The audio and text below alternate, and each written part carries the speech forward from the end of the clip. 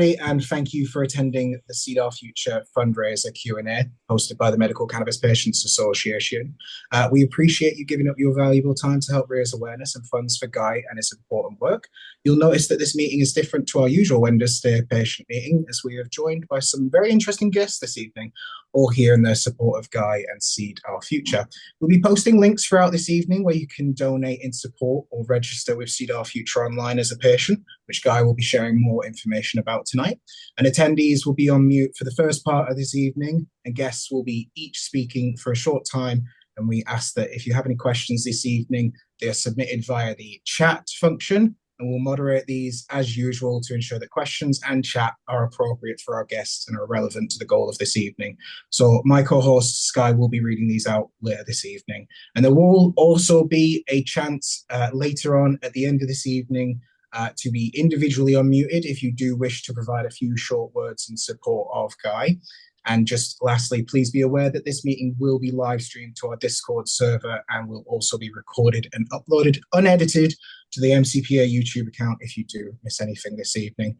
So our special guest speakers tonight are Dr. Callie Seaman, Director and Scientific Lead at Cann Support, Dr. Sunny Nayee, Clinical Lead at Integro, Professor Mike Barnes, Director at Maple Tree Consultants, James Smith, the Chief Revenue Officer at 4C Labs, and Mohammad Wazweh, the founder at Patients Cann, formerly known as Sanskara. So, of course, the guest of honor this evening is Guy Coxall, founder of Seed Our Future. So firstly, I'll ask Guy to spend about 3 to 5 minutes, just let folks know who might not already know who you are and what Seed Our Future is. And afterwards, guests will also be given a short time to introduce themselves to patients. So, Guy? Thanks, Kieran. Firstly, I'd like to just say thank you to the MCPA for hosting this webinar. It's really appreciated, and for all the guests for attending. I know it's an evening and you've probably got lots of busy things to do. I know one or two of you might have to leave a little bit early. But yeah, so my name's Guy Coxall. I'm the founder and chair of Seed Our Future Limited. It was an organisation set up in 2020, although the groundwork started in 2019. And it was really a campaign organisation initially to challenge unjust laws. So primarily the Misuse of Drugs Act and the outrageous scheduling and classification of cannabis within that act. I met a lot of patients, people with and without prescriptions who were, going through all sorts of dilemmas of being arrested, people cultivating their own cannabis and being dragged through the courts and all that sort of thing. And I thought, something needs to be done about this. So yeah, we set up Seed Our Future. We started off really doing campaigning. We did some protests in London and around the country. We would write reports and send them to MPs, to the Secretary of State, police and crime commissioners, freedom of information requests, just trying to get the word out that, that these policies, these laws have to be based on science, not on political will. So it's been a long road, and we haven't really got any further with the changing the laws as yet, as you'll all be aware. But we are getting quite close. But I'll come to that in a bit. I started helping out with court cases. It was in early 2021. A friend of mine, she had been arrested for drug driving law. She wasn't a patient at the time, but she was a patient by the time she went to court, which is often the case because they can't always afford a prescription, especially back then. The prices were a lot more. And yeah, I did a lot of research into the Road Traffic Act. I'd already done a lot of research into the Misuse of Drugs Act. And I started, I supported her with her case. Unfortunately, it didn't win and she did end up losing her license. But then patients started contacting me in 2021 as well, who had had similar situations. And of course, the research I'd already done, I realized that within the legislation, patients are allowed to drive as long as they're not impaired, just like any other medication.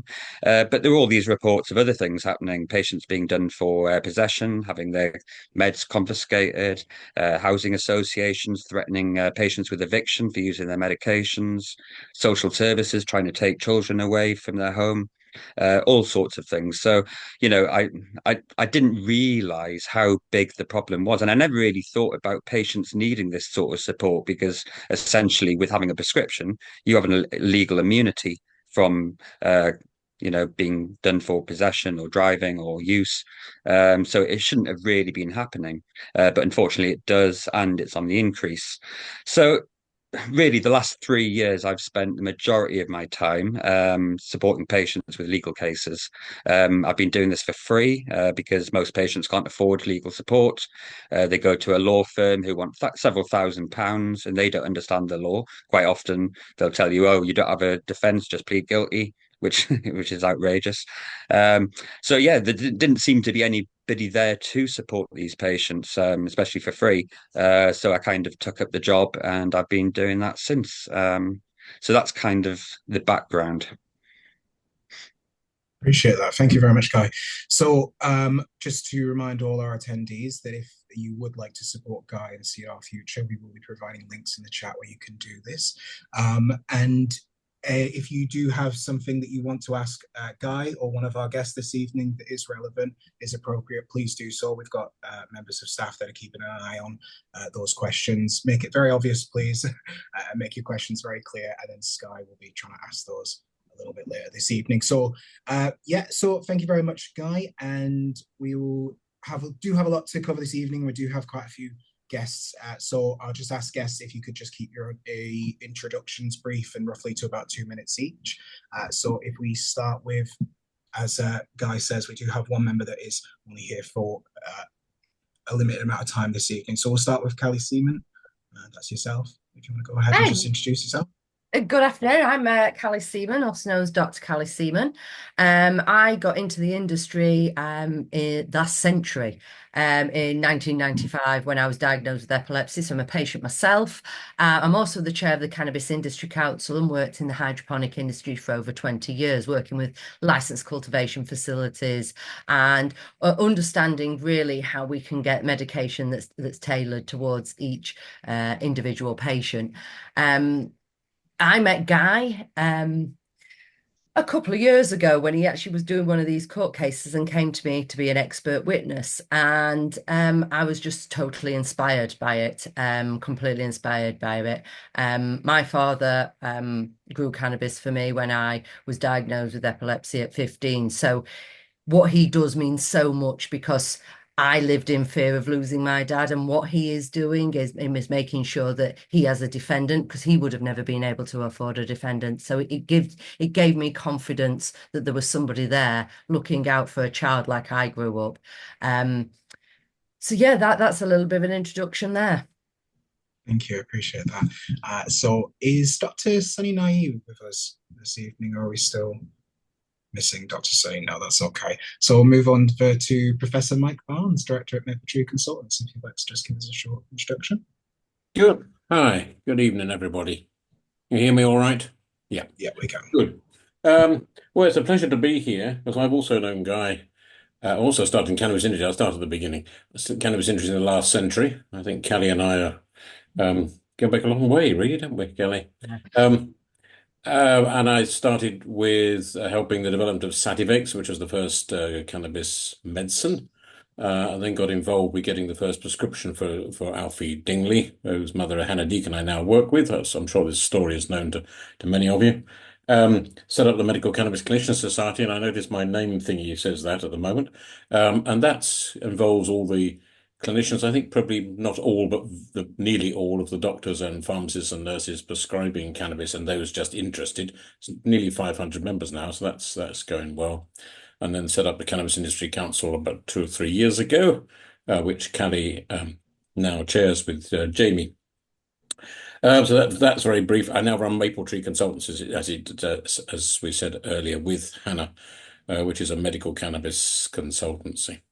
So getting out to Guy, I knew Guy, I don't know quite when from Guy, but probably 2020-ish, I would think. And I think the service he provides is really quite remarkable. And in many ways, it's a shame he has to exist, if you know what I mean, because his work, he shouldn't need to do his work because cannabis should be recognized as a legal product, and people driving or in their own flat or at work should have that legal prescription recognized. But it is sadly the case, as he said, that not just about 2/3 at least of the population don't know that cannabis is legal to be prescribed, but that includes sadly the police force and landlords and employers and everyone else. So he's got a big job on his hands. He's done it for free. It's very time consuming.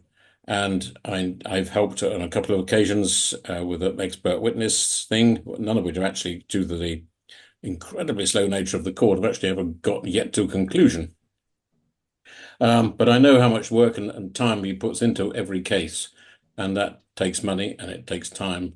And I very much would encourage people to donate to Guy and Seed Our Future so we can get more of these people who have been unfairly penalised or try to be penalised off the hook, as it were. And I think as important as going through the court is then getting publicity around the court case. So people read it even just in the local paper. Then a policeman might read it, or a landlord or employer might read it and think, oh, it is legal after all, and we better do something about it. So I think there's two things I'd like to see is one is Guy getting money to help this, and two is the publicity around the cases he guides through the system. So thank you to Guy very much. I absolutely appreciate that, Mike. We're just, for the moment, we'll just keep it to introductions, and I will. Right. Those are brilliant points, and I've got questions that are going to relate to those. No, fine. I've finished. I'll shut up now. We'll absolutely come back to you, Mike. Don't worry. So, we've got James Smith, the Chief Revenue Officer at 4C Labs. If you're there, James, you got yourself on mute. I would need to maybe ask him to unmute himself. James, no, we'll come back to James. Mohammad Wesley from Patient Cann UK. Hello, everyone. My name's Mohammad from Patients Cann UK. We are the UK's representative for medical cannabis patients, and we advocate for medical cannabis by raising awareness and educating people. We do support patients with a lot of their issues around housing or driving or just public use or anything like that. But a lot of our cases, we signpost to Guy because he's the man. He's done a lot of support for patients, and he's fighting a load of cases, which is fantastic. And we understand that doing all the work that we're doing, it's really difficult with very little to no funds. So hats off to Guy for doing what he's doing, and he really deserves the support he can get. Appreciate that. Thank you, Mohammed. James, are you able to unmute yourself at all? I've asked to unmute. If not, we can come back to yourself, and I think Dr. Nayee as well, we're also waiting on. So what we'll do is we'll come back to Guy, and then again, if we do have the guests come in, we'll come back to them. Guy, if you could just explain to patients a little bit more why it is that you need to raise these funds. Why is it that you're running this campaign today? Yeah. So, so as I said, I've been doing this for over 3 years now, supporting patients for free. In the early days, it was just 1 or 2 cases out here and there, but it got to sort of 2 or 3 a week. In the last 2 days, I've had 8 new cases. And although a lot of people think the Seed Our Future team are doing all this work, and there's a team of us, unfortunately, actually, the legal work is just me, myself, and I. So it is a lot of work. I often work 7 days a week supporting patients. I travel all over the country, often at my own expense, because some patients can't afford to pay travel expenses. I go to Scotland, I go to Wales, I go to England. All over the place. And that obviously takes several days as well, because you've got to stay in hotels and then go to the court. And it's a lot. But I love doing what I do. I love supporting people. I get very good outcomes. A lot of people, almost most of the cases have been successful. And that's really I really enjoyed doing that. I've always been somebody that's enjoyed helping people. But yeah, it's got to the point now where there's just so many cases. I'm treading water. I don't have enough hours in the day. So I thought, well, I've really got to do something about this. Otherwise, I'm going to burn out and I'm not going to be used to anybody. So we decided to put together this um, support fundraiser. And the main concept of it really is that I need help. So what I've been looking to do is hire a couple of lawyers full time, and get, if I can get the funding, of course. What that would do, if you think of it like an insurance policy, if everybody puts £30 into the pot, and we have enough to be able to pay for a couple of lawyers full time, then they'll be working under me. I'll train them to do what I've been doing, train them up all about cannabis laws and understanding the legislation and everything and how to work with patients. And then they'll be able to take over under my guidance and support patients on continuing on a free basis because they'll be relying on their wage. So it won't make any difference. Hopefully, we'll have enough for expenses as well for these lawyers to travel around the countries. Because one of the biggest problems I have is I can't represent people in the court because I'm not legally trained. So I'm not a lawyer. I can't go in. I can be a Mackenzie friend, which is somebody who can support a patient in court and quietly advise and take notes and things like that. But I'm not allowed to have what's called rights of audience in the court. And that really makes it difficult because a lot of these patients have got anxiety disorders. Going into a court at the best of times is a very intimidating environment. And going in, if you've got a medical condition as well, makes it even more difficult. So, I prep them, I get all the evidence together, I put their defense together, I prep them for court, and quite often I'll actually attend the court with them. Sometimes I'm an expert witness in trials, especially in driving, because I'm considered an expert in the driving legislation. So it really, there's lots of different ways I work, but I do my best to support these patients. And as I said, it's successful. I think it would be a good idea for me to give a couple of examples. I'm getting a bit old, so I have to put my reading glasses on. But these aren't actually examples. Yeah. So driving is the most common occurrence, and that's mainly to do with the roadside swabs because they're so disproportionately used. In fact, 96% of all what's called Section 5A convictions, which is drug driving, 96% of them are all for cannabis and cocaine, and that relates directly to the swabs because that's all they detect. So, you can be stopped by the police for any reason. They don't even have to have a reason. Quite often they don't. Or it can be what's called a traffic moving offence. So you might have a dirty number plate or a light out. So you can be stopped really for any reason. The police will not really need to give a reason. There doesn't have to be any sign of impairment. Your driving doesn't have to be bad. And what 9 times out of 10, what the police will do is when they approach your vehicle, they'll often say, "I can smell cannabis," even if they can't, even if that's impossible. I've even had people in convertibles, and they've said, "I can smell cannabis." It's like, and police cars actually following other cars 100 yards down the road, and they're saying they could smell cannabis, and that's why they stopped them. Well, unless they've been interbreeding the police with the police dogs, and they've got very good sensory perception in regards smell, I don't think that's possible. But once you've been stopped and they say there's a smell of cannabis, there's not really anything you can do. You have to take the swab. If you refuse, that's an offence on its own, and you can lose your license. Then what often happens is you're arrested, quite often put in handcuffs, which are very uncomfortable, especially if you have a medical condition. And I've known people in serious medical conditions who have been handcuffed and dragged around, and it's absolutely out of order. Then you go to custody, which is in the police station, and quite often patients will spend 12 to 16 hours in a cell. They're not often given drink or water. They're certainly not allowed to use their medication. And of course, if they need to use their medication, if they've got epilepsy or an anxiety disorder or anything like that, they're denied that treatment. Often, if they do have their meds with them, they get confiscated anyway. So they have to wait several days before they can get a replacement. And then they'll take bloods. Again, it's an offence to refuse. Now, I can guarantee that every patient will consistently exceed the statutory limit in the law. because there's a zero tolerance limit of just 2 micrograms per litre. And what you find different to, say, alcohol or other drugs, which are often water-based, cannabinoids like THC are lipids. So they're oils, they store in the fatty cells of your body and slowly release. So the research actually shows that you can still be over the limit after 18 days of abstination, of not using cannabis, if you're a regular user. So every patient will consistently come out positive on a swab. They'll consistently exceed the limit. Of course, unfortunately, it takes about 6 months for the blood results to come through. So this patient is obviously going to sit there on the edge of their seat, panicking. What do I do? What's going to happen? Am I going to exceed the limit? Then they get a charge through the door to go to court, which is normally a magistrate. And of course, the court staff are very unaware of the medical defence because it doesn't normally come up.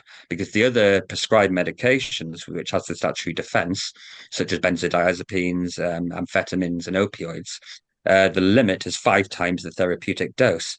So nobody ever comes out above the limit. So the judges and the Crown Prosecution Service have actually never even seen the statutory defence. They don't believe that cannabis is legal. The CPS often asks for toxicologist expert reports, which are useless because it doesn't show impairment or recent use or dosage. And even the judges, I've had to explain the legislation to them in the courts, which you really shouldn't have to do. And then these cases, I've got one patient. He's been going through the court. He's been to court about 10 times now, and it's been going on for about 2.5 years with no conclusion. Of course, a lot of patients will get a lawyer because they don't feel comfortable representing themselves. That often costs thousands of pounds, anywhere up to £6,000-7,000. So yeah, it's just outrageous. It's financial cleansing, if you like. So that's the driving. Possession. You can be stopped in the street, at a venue, like a nightclub, sometimes in your home. If a neighbour complains about the smell of cannabis, I've even had patients who have had their front door sawn in half. No knock at the door, just the early hours of the morning, saw the door in half, go in, drag them around in handcuffs, arrest them, and for using their prescribed medication. So Guy, while we're on the, sorry, just to ask, because I want to try and I want to have the other guests here as well, just kind of like as well show what their experiences with you and what they've seen you do in this space as well. So you talk about your experiences and the different cases that you've had, and I just wanted to try and bring the other guests as well in on this conversation. And I myself met you at the conference last year, the patient conference, and I can say that my partner was very nervous about becoming a patient. They just got their license. They were very scared about driving. And you handed us a CIC leaflet or workbook that you'd created along with the CIC, and I think another member here as well. There's just been absolutely invaluable to us. So I think that alone in itself is hugely invaluable, that input. So I just want to remind all our guests, not our guests, all our attendees, everybody in the chat, if you're here, you're hearing what Guy's saying, it's important work. We just encourage you to go and support Guy and Seed Our Future in the links that we're providing in the chat. So on that work that you've done specifically, I want to try and bring Callie in. You were talking a little bit about your experience. Could you tell us a little bit more about any specific examples that you could share with us where you've worked with Guy? Well, obviously, with these being court cases, I don't know if we're actually allowed to discuss them in detail.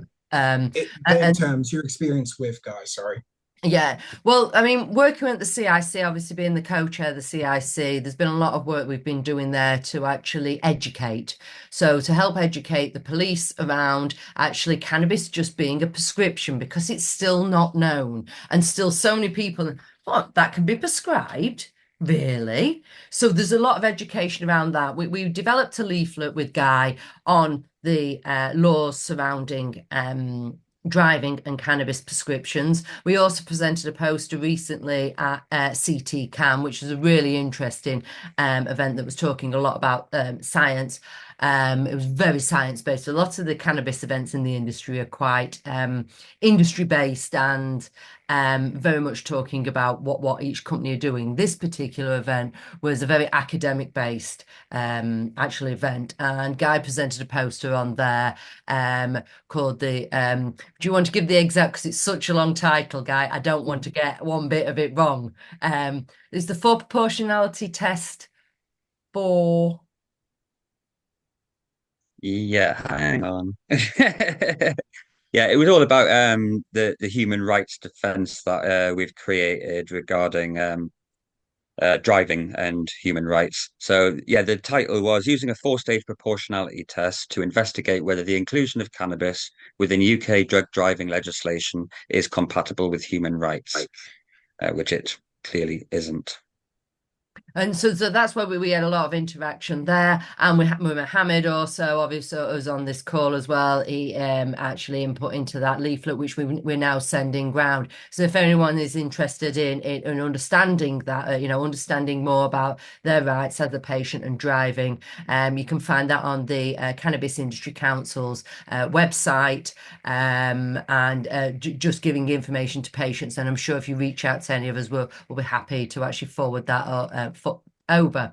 We've also been working on, has been mentioned, is on actual housing as well. So we've moved on to looking at that and the rights of patients as not landlords, quite the opposite of landlords, but also information to inform landlords what they have to give their tenants' rights are. So we were trying to educate from all levels. And as I say, if anybody wants any more information, please reach out to us. I've appeared in court with Guy and Professor Mike Barnes here defending some of his actual clients, looking at that they're only producing for self-sufficiency as opposed to being wholesale operations. We actually do need to maybe mention this, that Guy isn't defending people who have got big wholesale operations happening. This is somebody who is defending people who have got a couple of plants or have been caught drug driving. So I think we need to emphasize that by actually supporting this cause. You're not supporting organized crime at all. You're supporting people who are trying to be self-sufficient and can't afford prescriptions.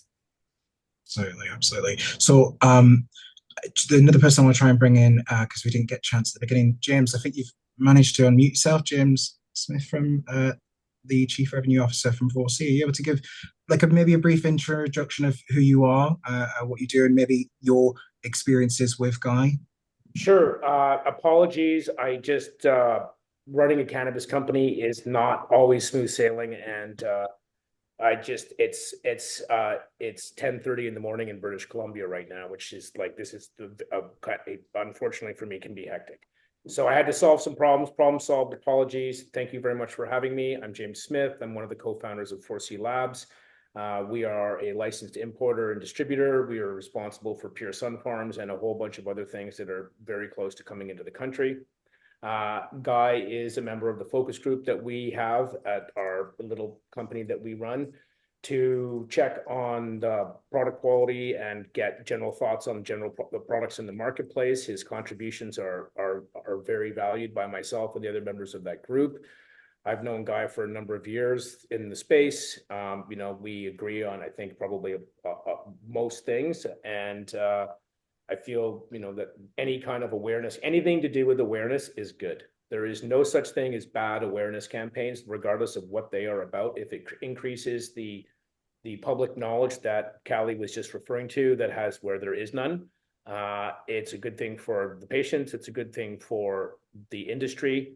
And I would like to note, I know that it seems that this industry is making money, but I can tell you with the exception of maybe one, if not two companies, there's not a lot of profits in this industry at this point in time. The volume of patients is simply not there to support the admin and staff and compliance that is required to do the work that is bringing medicine to the people of the UK. When a patients receive it, they just see the flower and they see the packaging, but the amount of work, effort, and cost that goes into getting all of that to them is is much more significant than I think anyone can imagine, unless you're doing it on a day-to-day basis. So with that said, it's exceptionally important that we support people like Guy. We can't write a check for £10,000. That's not within our capacity. We can write checks for £500 on a monthly basis because that's what we do. There's a number of groups that we support. We never seek public acknowledgement for it, but we believe in a number of organizations in the country, and we do whatever we can to support them. And I'm here to say that I will do that again for Guy in the best capacity that we're able to do. Absolutely. And we love seeing the industry support good causes like this and things that are focused on supporting the patients. So speaking of people who support patients, Mohammad from Patients Cann, are you able to, I think you were beginning to talk about examples you had that where you'd worked with Guy in the past. I think one of them's been mentioned a little bit earlier. Are you able to expand on that this evening? You're on mute. Oh, sorry. There you go. Yeah, so I think Callie mentioned it before as well. Within the CIC, there's some documents, some guidance papers that we've been writing, publishing with the help of Guy and myself. So this included the employment document, and there's another one around housing, which will be coming out soon, which is great. And yeah, Guy's fantastic. He's got great insight and a very knowledgeable individual on this. So it's great to get his support on this. Appreciate that. And yeah, okay. So just to double check, I don't believe we've got Dr. Sunny this evening at the moment. So what I'll do is, lastly, sorry, I do believe I've forgotten. Mike, you were telling us a little bit about the experiences you had with Guy. Do you want to expand on a little bit further for us, and then we'll come back to Guy? Sure. Yes. Thank you. Sorry for prattling on earlier. No, you're okay. We've done, but I was saying I was involved with two cases with Guy that I remember, and these are actually not cases of people with legal possession, which shouldn't get to court, of course. So one of Guy's roles, I'm sure he would admit, is to stop some of these cases going to court when the court and the processes realise it's actually legal. But there's the other side of the coin is people growing 2, 3, maybe 4 plants or so for their own personal use, which is illegal, sadly. We're going to try and change that, but it's not changed at the moment. So the point of getting involved in those cases is to show to the court, which doesn't fully realise sometimes, that actually cannabis has medical value. And I'm sure Guy would agree, sometimes the attitude of the prosecution and the court is, you're growing these, it has no medical value, it's just for your own recreational use, that's illegal. If we can show the court that actually, for that individual who has a medical problem, he or she is growing cannabis for their own personal medical use because they can't afford it legally because it's too expensive in the private sector, etc., then hopefully that will mitigate or lower any sentence. And the two cases I've been involved in, I haven't got an outcome yet, but perhaps Guy can comment on what the value of actually persuading the court that whilst somebody growing it themselves is illegal at the moment, nevertheless it's for their own use and really shouldn't be prosecuted. Or if they are prosecuted and found guilty, then any sentence should be as light as possible. And we all know of cases where people who have growing for their own use have actually gone to prison, which is just totally unacceptable, really. So I think that's the other side, is defending people who are illegal, but only growing it for their own medical value. I think that's a really useful service as well, plus the obvious service of persuading the police force and others that actually a legal prescription is a legal prescription. They shouldn't be prosecuted at all. So Guy does a lot for both of those camps, if you will, and it does a great job of it. I don't know anyone else in this country who is as knowledgeable about the law around cannabis as Guy. I thought I knew quite a bit about it, but he knows a damn sight more. So well done to him, and well done for everything he does. Absolutely, I appreciate that, Mike. So, Guy, what I want to know is, with this campaign, and hopefully, again, I remind everyone in the chat to go support Guy with the links that are being posted. What kind of things, you shared with me before this meeting that you had recently become a patient. Could you share with us maybe perhaps, if you're happy to, what your experience briefly has been with like that, but also what is it from that you want to achieve? What is your goals through this campaign, through hopefully getting all the support that you need and deserve? What is it that you see that you want to achieve with your work? What's the ultimate goal? Yeah, okay, so I'll start with my prescription. So yeah, I was a bit reluctant to get a prescription, to be honest. I've been a criminal in the eyes of the law for the past 3 decades, treating my anxiety and depression since the 90s. And quite successfully, I might add. In fact, I even got a letter from my specialist consultant psychiatrist from 1998 saying, "Guy's come off all his meds because he didn't like the side effects. He prefers cannabis." So, so maybe I was an early starter in that sort of field. But yeah, no, I'm enjoying getting a prescription. I do like to have the legal immunity, so per se, but I like to be able to challenge people without it being illegal, which is good. But yeah, one of the main reasons I had to get a prescription really was like because all the stress of the work I'm doing currently, I needed to medicate more. I've had to increase my medication somewhat just to be able to do what I do. I never medicate in the day. There wouldn't be a CEDAR future if I did, because I'm not very good at concentrating when I'm medicated. So it's always the evening when I do medicate. But yeah, it just helps to settle me down in the evenings. So to go to the next bit, yeah. So I think the way I'd like to describe this campaign, raising funds, it's not just about hiring a couple of lawyers to support patients for free with their cases. If you think of the issues regarding cannabis, like the stigma and discrimination, or prescription discrimination, as I like to call it, the actual helping people with their court cases and discrimination cases is a symptom. It's symptomatic. So we're not actually treating the root cause of this disease, this societal disease, if you like. And that's really important. We could go on forever supporting patients with all these cases, but these cases are going to keep happening unless other things come into place. So this is why we're looking at a circular support mechanism where there's 3 different aspects to it. So there's supporting patients, what I'm already doing with these court cases and so on.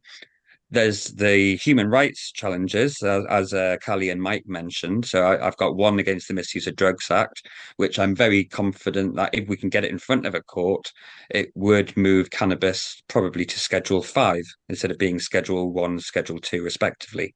That would make a huge difference. It would allow doctors to prescribe. It would allow patients to grow their own if they needed to, if they couldn't afford it. I see all the time patients, they like, I'm going to have to stop my prescription because I can't afford it anymore. My PIP's gone or whatever. And, although they've been legal, now they're in a situation where they still need to use their medication, but they can't do it legally. So all these people need to be protected. There's about 1.8 million medical cannabis users in the UK. The patient population is only about 2% of that. So you've got to think of the entire community. So I want to be able to get a human rights barrister to challenge the Misuse of Drugs Act and get cannabis decriminalised, and also challenge the Road Traffic Act and get the swabs taken out the hands of the police officers unless there's an accident, and get cannabis removed from Section 5A, where they rely entirely on blood levels, and revert it back to where the police have to prove impairment. That would set a level playing field for everybody. And it would get rid of the stigma and discrimination. And then the third aspect is education. Education is key. I used to be a college lecturer. I'm very much into education, and I'd love to have more time to actually produce more documents with the CIC and go out and do talks and tours and all that sort of thing. But I spend so much time on these cases, I can't do everything. I think the 3 things combined would get rid of the stigma. It would get rid of this discrimination, this prescription discrimination, and it would stop people being arrested and convicted for things that aren't actually crimes because they're not science based. So really, it's really important. What I'm trying to do is get community support. You know, if you've seen our logo, it says "Truth is our sword, unity our shield." So the truth is our sword is my aspect, I suppose. Yeah, thank you. Thanks, Kieran. So yeah, I've already done the truth. I've done all the research. As Mike and Callie and Mohammad have said, you know, I'm very well versed in the law. But we need the community to come together. We need that unity in the community. If you all came together and just put £30 in, you know, we could get enough money to do all these things. We could have the laws changed by the end of the year. You know, the government aren't going to do it. I'm sorry to say, even with the Labour government, I don't feel confident that it's too much of a political hot potato for them to touch. You know, it may be possible because you have seen this domino effect, including Germany recently. But the way this human rights challenge or the challenges would go, they bypass Parliament because it's secondary legislation. So what you would find is that it would actually the court have the authority to find the law illegal and get the minister in charge to change it.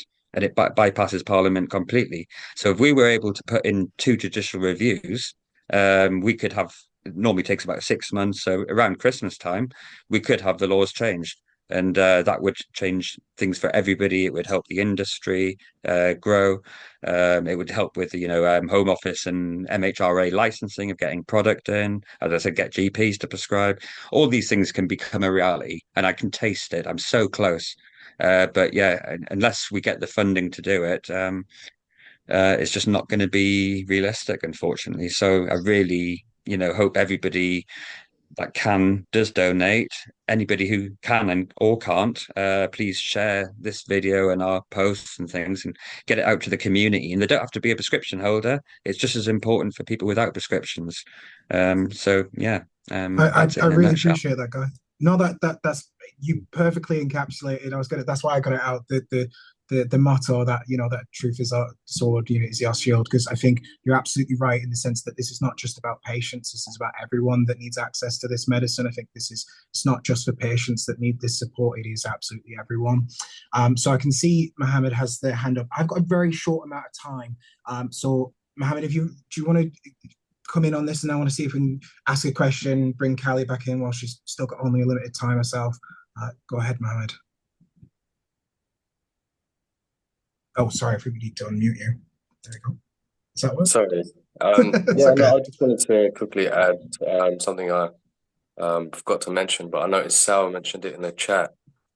So Guy was talking about if, some of the judicial reviews that could possibly change the law or legislation. But Guy's already done some work which has seen some impact within society, and that was his work with Sal, one of our volunteers, engaging with the Devon and Cornwall Police, which led to their policy changes, which has been more inclusive towards patients. And they're trying to disseminate that across the UK as well. That was just one little addition that I wanted to point out. Thanks, Mohammad. Appreciate that very much. So I kind of want to open that same question up to the rest of the panel of guests that we have here this evening. So I was asking Guy, you know, what was his goal? What does he hope to achieve in his work? So I want to ask the rest of the guests that we have here, what is it that you want to see come from Guy's work? What do you see you want to see him achieve? And to add on to that, I've seen it a lot in the chat this evening, and it's a bit of I think it's only right that we ask this. It's kind of like what Guy says in the sense that it's related to the fact that medicine should be for everyone. So the question that we've got here is, what do you believe has failed since the law was changed, or with the policy change itself, that has endangered patients and put us in this situation whereby a service as important as Seed Our Future must exist? So what do you want to see from Guy in the future, and why do you feel that we've been put in this situation where we need Guy in the first place? So Callie, do you want to go ahead first if you've got something to say on this? Well, really, it is the scheduling of cannabis, and we really do need more acceptance as a medicine. And I think there's more research and data needed around it, and that first acceptance of a medicine is going to drive the funding into that as well. Unfortunately, we can't produce this data without any money, just like this campaign. But unfortunately, we do need Guy's services at this point in time. So I would say it's the scheduling, and that's really where we need to sort of see change. Appreciate that. Thank you. Who have we got? So I think we've still just got Mike. Do you want to go next? Is there anything you want to share on this point? What you think about the policy? Do you think it was the way it was put in place is put us in this situation? Do you think it's something else? And again, what do you think you want to see from Guy in the future? Yeah, well, the policy was put in place, and that was great. But the law changed. It is now there's 45,000-ish people prescribed. So we've got to look at the positive. That's positive. But as you quite rightly said, or Guy quite rightly said, I forget which, that's about 2% of the population who currently use cannabis for medical purposes illegally, plus those who don't use it but would benefit from it, which may be another 2 to 3 million. So we're barely scratching the surface. So some credit to the government that's now gone for changing the law, but what they didn't do was change all the associated laws. And nor did they make any song and dance about it. And what we needed was much more education of the public. Sure, the government say, well, it's not our job to educate the public, but I would actually say it is. But they certainly should have cascaded the information through the statutory bodies, if you like, through the health service, through the police, through employment bodies. The government could have done a lot more for that. And it's now being left to groups like yourselves to do that job with no money to do it. So, there's a lot gone wrong. I think to put that right, we could be here forever. I think there's two things this government could do very quickly. I'll digress into that. One is to allow GPs to prescribe initially. GPs can do follow-up prescriptions. That would open it up because a survey by Leon Barron, the GP who's now the chair of the MCCS, found that 28% of GPs would be prepared to prescribe if they were trained. And that's all you'd need. You don't need every GP in the country to prescribe. You just need a proportion. I think 28% is more than enough to prescribe.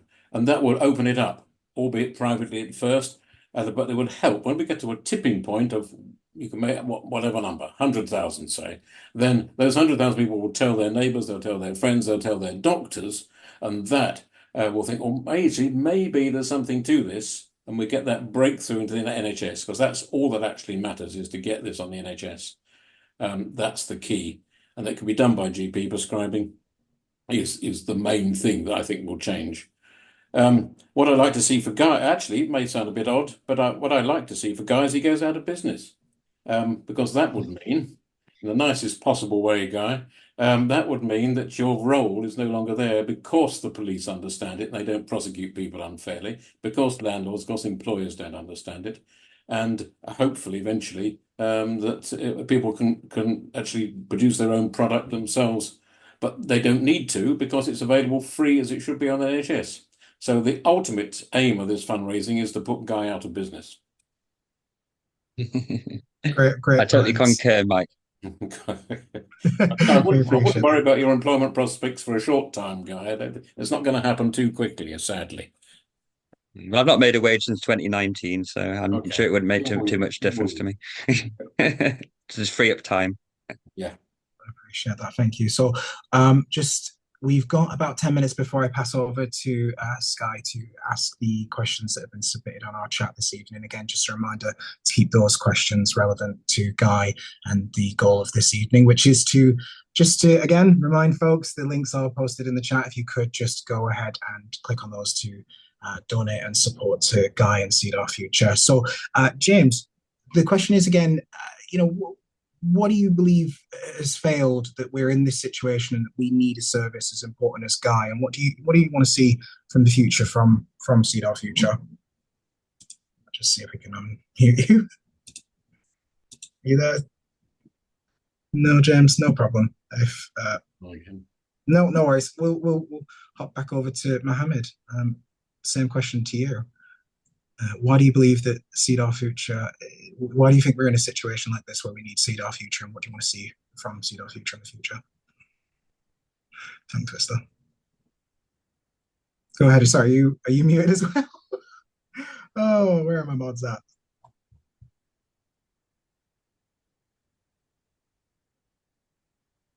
There you go. Yeah, so I think Guy needs a break, to be honest with you. He really needs a break. But I think what's really important is that there's a lack of education. It's not just among the police and healthcare professionals. It's even among law firms and lawyers, solicitors. Because if Guy is not available and we can't signpost certain patients to Guy, it's very difficult for us to find lawyers or law firms who will take on cases related to medical cannabis, mainly because they are either unaware of the law changes or unaware of anything around medical cannabis. But more importantly, I think they're not confident enough to take on these cases, and it's not great. And Guy just needs a break, to be honest with you. Like I said, if not, he needs a bigger team, which he's trying to do, which is great, and it would really benefit the community. But yeah, I think it shouldn't. The service doesn't need to be there. It shouldn't really need to be there, but it is. And if it is, we need to do our best to help keep it propped up and continue. Absolutely. Totally agree with you there. Oh, James, we can see you again. Yes, sir. Hello. Sorry, I got my buttons confused. Apologies. Please go ahead. No problem. So the question to you again is just, what do you believe has failed to land us in a situation where we must rely on a service so important as Seed Our Future? And what do you hope to see from Seed Our Future in the future? Well, I mean, in a perfect world, what would happen is that companies like myself and other companies who are benefiting from the work that Guy does, because there's a direct correlation between what he does and the growth and the health of the industry, like direct, it couldn't be more direct, are able to step up and make contributions that are a consistent and ongoing amount, right? There are other people in the space that are doing other things that are providing public services to industry as well as patients. But patients don't have the funds to support these operations, and nor should they. It should be on industry to do it. We should be baking it into our cost of operation as patient acquisition and management. So, if you look at it from an accounting point of view, there should be a place in everyone's budget that those have costs, and those costs are, medbud.wiki is an example of somebody who doesn't take any, he takes donations, but he's not monetized the website, and he has massive costs that he can't control. And Guy is in a similar position. So what's the solution? The solution ultimately is for industry to step in as they can. I can't speak for the other companies. I don't know how to organize the other companies. I personally have been trying to raise money for an awareness campaign for quite literally years, and anyone involved with the CIC knows that I can't claim any success in that whatsoever. So it's I wish that I could give you an answer, but I'm failing at it. So I don't know, other than to just try to we have it's so many different things. There's a combination of lack of major media presence. There's no, I on Instagram, I which is basically the only social media that I follow to basically keep track of my bloody children. And there's plenty of Instagram channels that could be used to promote medical cannabis, like Time Out London or Lab Bible or Secret London. There's tons of them, right? And they have massive amounts of followers. And if you had an event that was promoted via one of those channels, you'd reach a lot of people. So I'm not talking about, so you think you have a combination of mainstream media and you have a combination of Instagram and social media. And then you need industry support to back up the interest with operations and an operations budget and the capacity to onboard staff and pay them. But this, it's difficult because I do know that most of the companies in the space that you think are profitable are likely not profitable, except for some of the very large entities. I think most patients would be surprised at the difficulty that it is and trying to compete in a marketplace where you're trying to bring I've been trying to bring a 5-pound gram to the market for 3 years. It is, to find a good one is like virtually impossible, right? By the time you get to everything. And then and then the company goes bankrupt that you're working with. What are you supposed to do? Like, this is a normal occurrence in the cannabis sector. So we are still very much, as an industry, in early days, and there's a lot of instability. And when you have instability, the companies that are making money are clutching hold of it because they don't know what's going to happen in the future. So I'd like to think that time could help solve these problems, and we do seem to be growing it in our numbers, but I wish I had a better answer for it. No, I appreciate it. I appreciate everything you said. All good points. Just because I do believe Callie needs to leave us shortly. Callie, do you have any not closing, but your closing remarks perhaps that you want to give us before you need to shoot off? I'd just like to say thank you to Guy for everything he does. As I mentioned at the beginning of this talk, I lived in fear of losing my dad, but knowing somebody is out there who would stick up for him, it makes it all worthwhile. So please give that £30. Give whatever you can. If it's £2, it's £2 more than before, and Guy can continue to try and do his work. So yeah, thank you everybody for having me, and I've got to run off now. Take care, everyone. Appreciate you coming. Thank you very Callie. much, Callie. Thank you. So I do have a couple of other questions, but I believe it's time to hand it over to Sky. So one last time, just to remind you, please go support Guy with some of those links in the chat. And Sky's got some Q&A questions to read out. Go ahead, Sky. Hi, guys.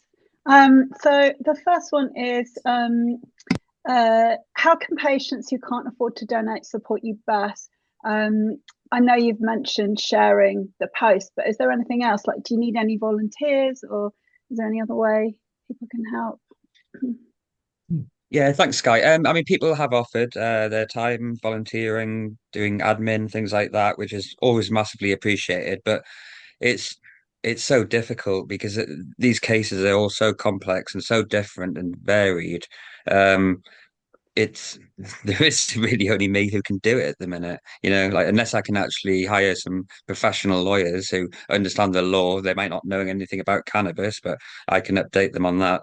Yeah, I mean, if you can't afford, just support, share, get it out there, talk to other patients, get it out in groups. Do whatever you can really just to. I think social media is my only platform at the minute. Quite often. It's a bit of an echo chamber and it doesn't really go very far because of all the algorithms and everything. I was hoping for a bit more support from the clinics, not financially, but just getting it out to, because as Mike said, there's about 45,000 patients now. I emailed every clinic asking if they would send a PDF out to all their patients on the database, because then it would at least get exposure to all the patients and that would increase our chances massively. But unfortunately, not one of the clinics. Cardiff Cannabis Clinic is the only one who's actually supported. Really? That's really shocking. Yeah, so I think I'm not able to get it out to the patient community. Well, but also the Cann community as well, because it's important for them if we can get the laws changed. So it doesn't have to be just patient-led groups. All of the cannabis activist groups and everything. Get it out there, please. Definitely. I've got a question. Should the clinics agree an information program to provide to the police? Yeah, I think that's something that's needed, isn't it, really? I mean, that's what we've done with the CIC. So we've got the patient leaflet that Kieran mentioned before, and the guidance document for police on possession, use, and driving. But unfortunately, the police, I think the stigma and discrimination, because they've been dealing with cannabis laws for so many years, that supersedes their common sense. And even when you show them prescriptions and the pot and the label and all the evidence, they're just generally not interested. They just laugh at you and go, "Don't be silly, cannabis isn't legal, get in the back of the car." And that's the way, apart from, as Mohammad said, Devon and Cornwall police are now on board, but they're about, there's one or two police forces starting to take an interest. But there's actually I think was it you found it, Mohammed? It was a Home Office circular that was sent to every chief constable in the country on the 1st of November 2018 when the law changed. And that was, supposing, was supposed to be disseminated to all frontline staff to update them on the law. But it obviously didn't go anywhere, and nobody's been updated. And 5.5 years down the line, most of the police are still ignorant of the law, if you like. Yeah, it's not good enough, is it? Nearly 6 years on, it really isn't. I've only got one more question actually, which was, have you got a GoFundMe on top of this link? Because a patient was asking maybe it would reach a wider audience. We did consider it, but that's why we did it internally through the website. Because these organisations often charge on GoFundMe things, and quite often they won't accept anything cannabis related, and they'll close it down and take all the funds. I've been there myself, even when I used to run Hemp Tank, which was the UK's think tank for the hemp industry, and we did a fundraiser, and it just got closed down, and they refused to engage. So yeah, sometimes it's better to be in control of these things yourself. Definitely. Yeah, that's all the questions I've got that people have typed into the chat. So if anyone wants to speak and ask a question, just put your hand up and I'll unmute you. Yeah, so if you put your hand up, we'll try and come to first come, first served. If you can try and keep it to 2 minutes, as brief as you can, so we can give as many people the opportunity if there is a few that would like to just say a few words in support of Guy. Let us know. Just lift up your hand at any time. No one brave enough? David? Dib? Oh, Bubs? Bubs?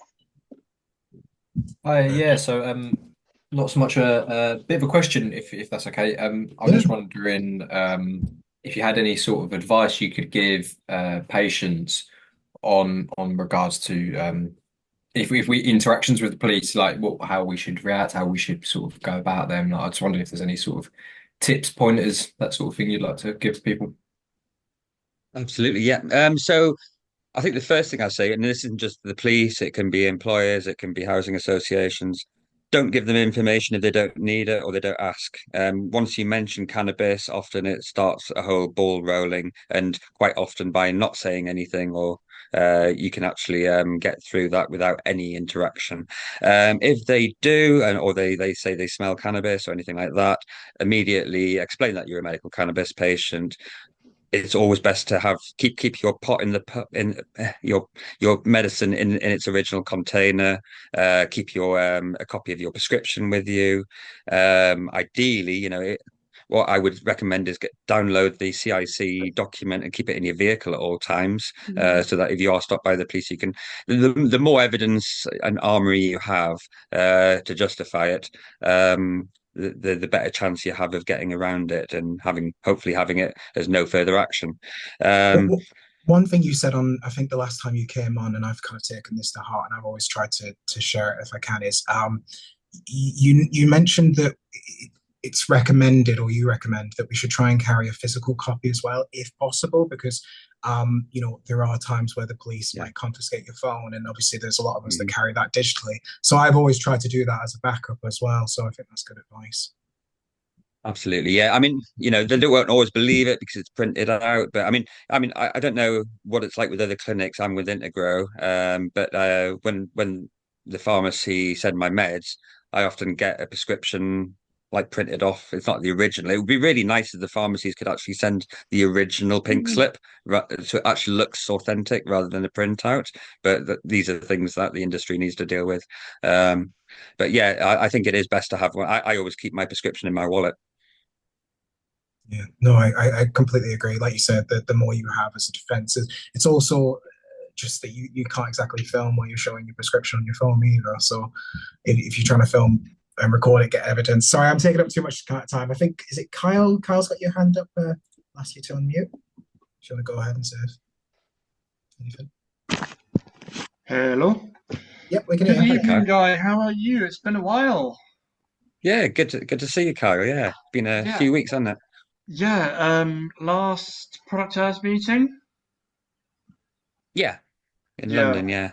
Yeah, that was good. Question. I've also been making dinner whilst listening in on this, so I might have missed it. But last time we spoke, you said that it looked like November they were going to be decriminalising due to the results of the court case you were pushing through. Do you have any updates on that? Well, so what I was saying was, I've got two cultivation cases against the Misuse of Drugs Act that have been going on for a couple of years now, but the courts keep playing silly games. So, for instance, we went ready for a 2-day trial in February, and the court said there wasn't a jury available, even though it had been planned for over 6 months, which is very unusual. And they just don't want it to go in front of a court. And because you're in the Crown Court, they're just doing everything they can for it not to be heard. I think because they know we've got a solid case. So this is why we're trying to get the funding now to get a barrister to do the judicial reviews. So what I was saying was, once we're pretty much ready to submit the paperwork for judicial review, we just need a barrister to deliver it. So if we can get the funding for it, we can pretty much put the paperwork in Would you like me immediately to talk and to within about Winchester 6 months. University's legal department? Because I know Winchester's head of legal department for Winchester University, as well as the head of the Law Society. So that's they're not qualified yet, but they can do paralegal work. And I know Right. I mean, that could be helpful for submitting the actual paperwork for the judicial review, because it's not something I've done myself before. So yeah, any advice and guidance if they want to help, that would be great. But yeah, it's really actually being able to pay a barrister or find a pro bono one. I mean, I actually put an advert out in all the chambers of barristers quite recently to see if any barristers were interested in taking on the judicial review. And this went out to most chambers in the country. Not one response. Normally, you get a minimum. You get 3 responses from barristers. Have you? We didn't get any interest whatsoever. Hold on. Have you spoken to Ricardo? I believe. Let me just find it. Hold on. No, Ricardo. Yeah. Yeah, if we're able to just keep it to like questions and comments at the moment. If you want to contact Guy after the meeting, if that's all right this evening, Carl. No worries, appreciate it. Thank you. Sorry, I didn't mean to get spotlighted there. David, have you got your hand up? Would you like to say anything? No? Oh, yes. You got your mute. I'll come to you just a moment. Let's find you. David asked to unmute. If you could unmute yourself, you're free to speak. Thank you very much.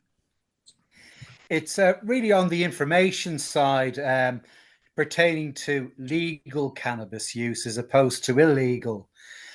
One of the questions that came up was mine, getting the clinics to work with the Home Office to come up with a form of advice and training to give to the police. I think that would be a very good step. And in terms of information, contacting the Law Society, they can come up with what's called a green card. And what that would be a leaflet to duty solicitors explaining more about medical cannabis and so forth. So when they were appointed on the duty solicitor scheme, they would have some background knowledge. Also, contacting the EOC, the DRC, working with the CAB. As you say, it's all about information. If you want to get a change in the law, however, you're not going to get it through the courts, I don't think. That would be my guess. I don't know. But so far, publicity seems to have been a much better agency for reform. In terms of illegal use and growing it illegally, I believe there's a program by Grow whereby they're going to allow patients to grow some cannabis. So they're going to get like a license. So say, for example, you were a patient and you had some land. You could work with Grow to get a license to grow their product for them. But by growing it in that way, you're kind of like you're normalizing it a bit. You're getting it out there, as it were. And sorry, David. Publicity is the thing. Yeah. Have you got a question or anything for Guy? Sorry. Well, for Guy, my question would be, has he done that leafleting?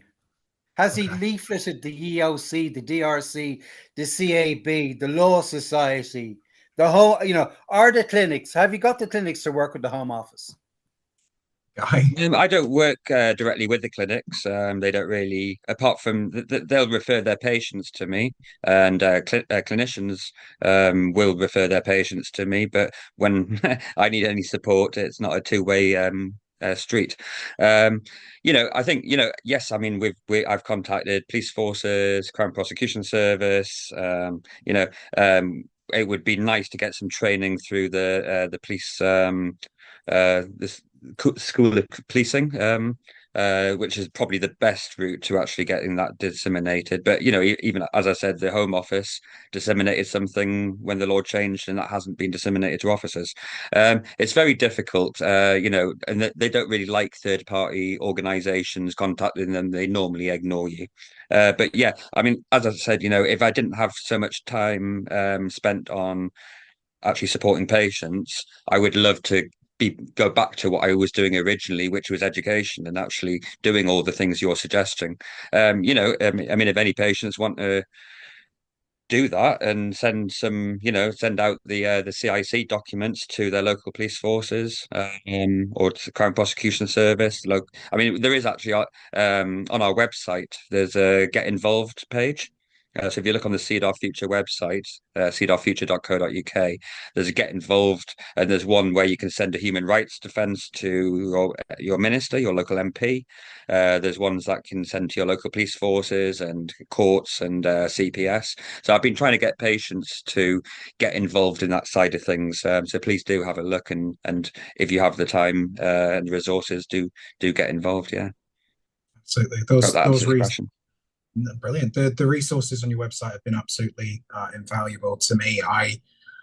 The amount of stuff on there that is not widely available, is not easily obtainable when you first become a patient. It's not like just going to Wikipedia. So we really need people in this space that are going to get that awareness out. And again, just to remind people that we're bringing in, could you just keep your questions? Sorry, if you could just keep your questions brief, or any comments again that you would like to say in support of Guy. And then with that, we'll open it up to Jane, if I be able to pop Jane off of mute.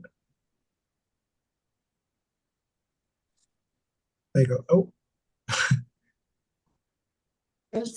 How do I get my picture up? You're up now. Go ahead, Jen. That's the wrong thing. Oh, do you know? We can hear you. Go ahead. Yeah. Hi. Yeah. I'm just wanting to say that for anybody that's dubious about signing up to the patient registry, or anybody that's still unsure. Now, I signed up about a week and a half ago, and already Guy's managed to get a discrimination lawyer onto my case for me.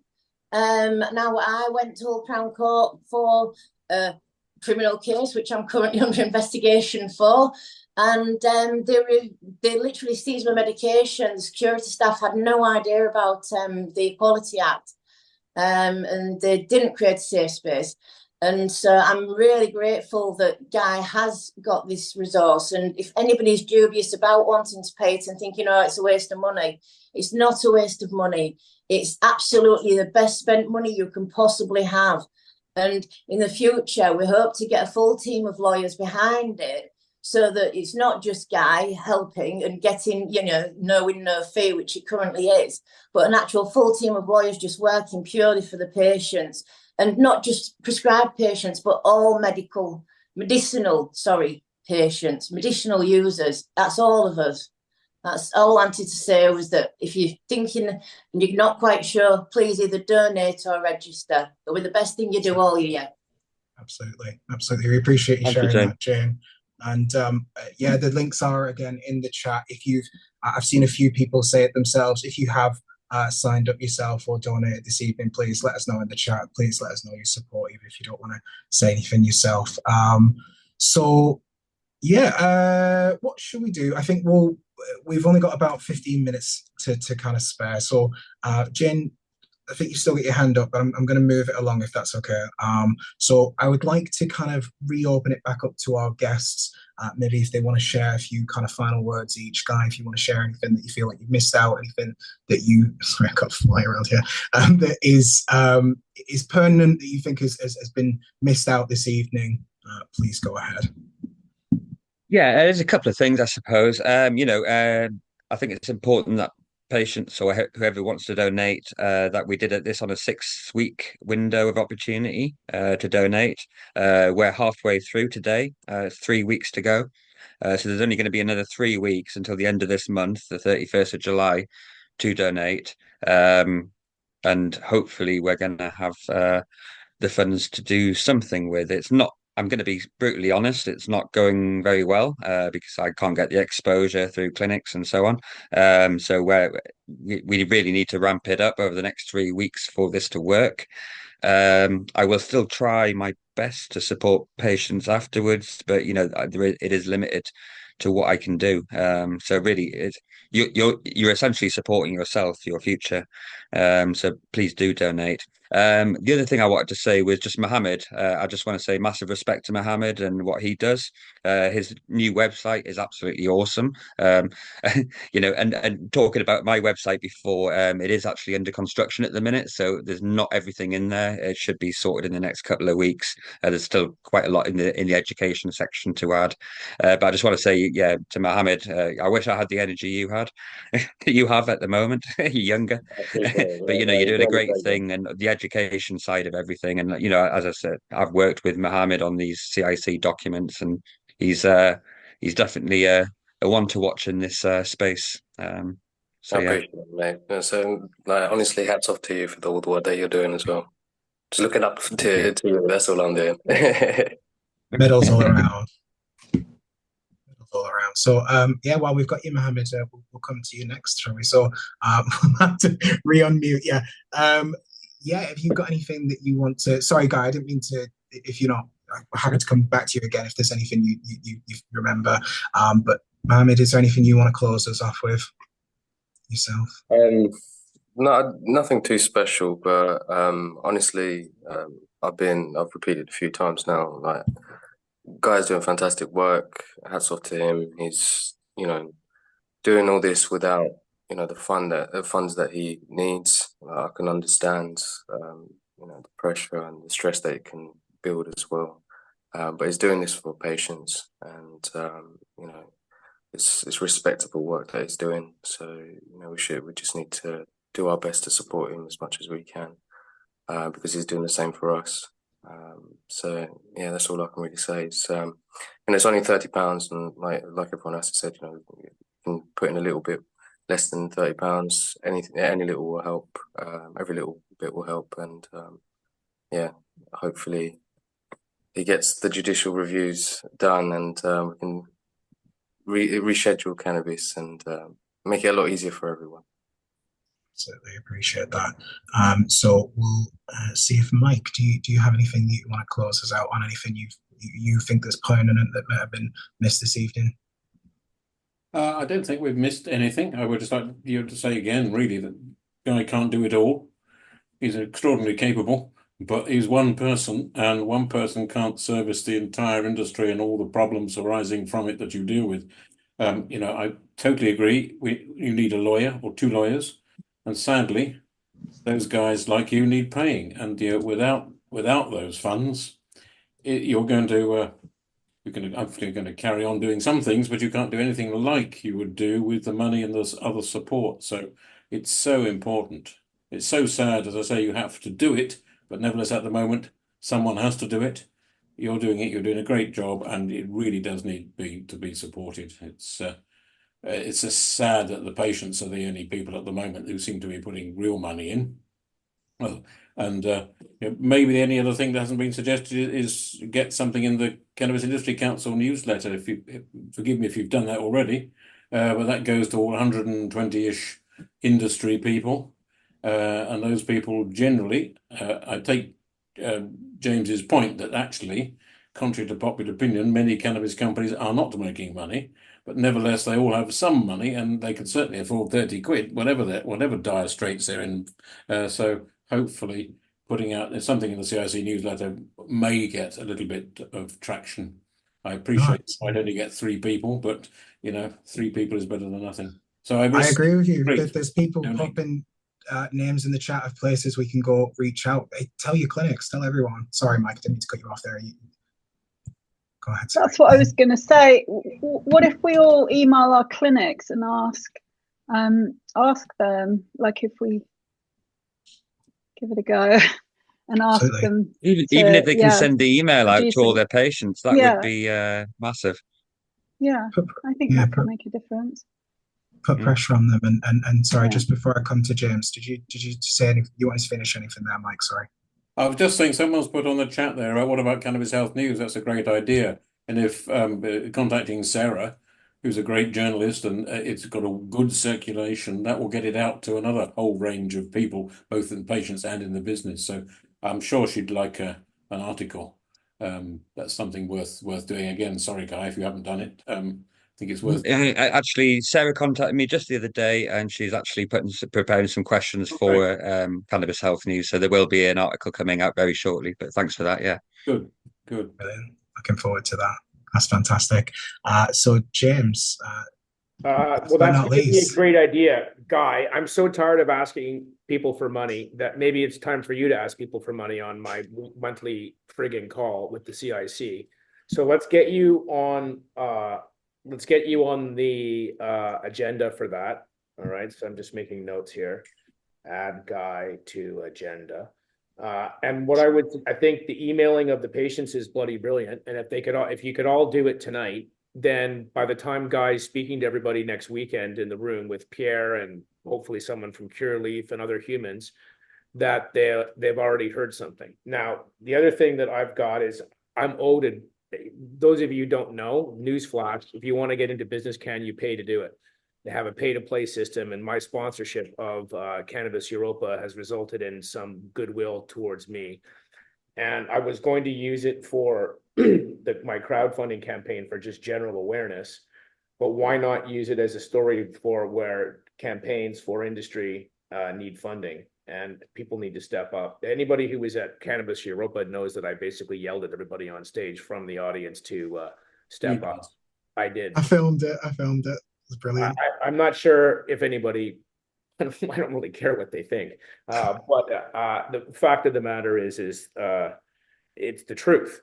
So, and the result is I've got a donation. It looks like coming from SOMI and looks like coming from Cureleaf. So that's not terrible. It's a start. And, we can just try to crawl our way out of this. But so, Guy, I'll get Matt and Ben, I think I have a call with them tomorrow morning. And industry needs campaigns need industry help is the story there. Industry needs campaigns and campaigns need industry. Yeah, that's what we need. We need each other.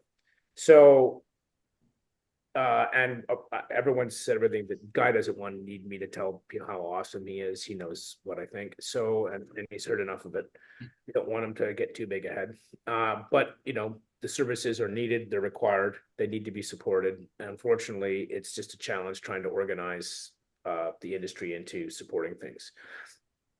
But, it gets easier and better. And, this time, maybe that's going to take a year. Maybe it's going to take 2 years. Maybe it'll take 2 months. I'm not sure. But if we're not going to get anywhere if we don't try. That's one certainty I know of. So thanks, Guy. Cheers, James. Thanks. We appreciate all our panelists, our guests this evening that have joined us to support Guy. And just before I do close it off, we want to remind everyone about a weekly meeting that happens every week this very time at 6 p.m. And then we have one at a Vape and Chill every Friday at 3 p.m. And also a reminder, our next industry rep Q&A is Monday the 5th of August at 6 p.m. So again, last but not least, the guest of honor this evening, Guy, is there anything you feel you need to say that you want to get out there? Just want to say thank you to everybody here, especially all the guests and the MCPA for hosting this. I am quite emotional with all the lovely comments and just thank you. Let's just support each other and share it. And I really think that actually the emailing the clinics is a great idea. That could be really a big mover. But yeah, just thank you to everyone who supported us. Thank you for everyone who's continuing to support us. And yeah, let's hopefully get this changed and make it an easier life for everyone who uses cannabis medicinally. Absolutely.